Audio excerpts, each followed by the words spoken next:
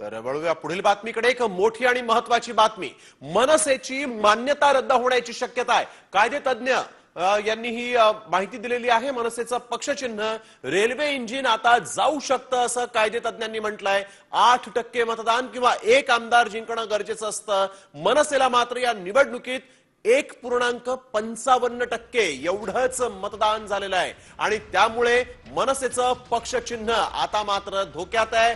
मनसेचं पक्षचिन्ह railway engine हे महाराष्ट्र नवनिर्माण सेनेकडून जाऊ शकतं अशी शक्यता आहे।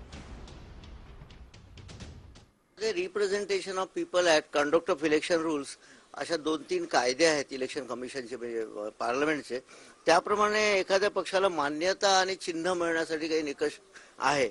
या निकषाप्रमाणे माझ्याकडे जे निकष आहेत त्यामध्ये 8% एकूण मतदानाचं पर्सेंटेज 8%, आणि आपण या निकषाची पूर्तता करू शकत नाही आणि आपली मान्यता का काढून घेऊ नये असं त्यांना विचारलं जाईल आणि त्यामध्ये मग मनसे त्याच्यावर काय जे उत्तर देईल आणि या निकषाची जर पूर्तता होत नसेल प्रायमा फेसी तर त्यांची मान्यता काढली जाईल। मान्यता काढणं म्हणजे काही नाव काढणं वगैरे नाही, फक्त त्या पक्षाला जे चिन्ह आहे, एक विशिष्ट असं इंजिन चिन्ह आहे, ते त्यांना मिळणार नाही। जे अवेलेबल चिन्ह आहे ते मिळेल, एवढाच त्याच्यामध्ये फरक आहे, बाकी दुसरं काही नाही।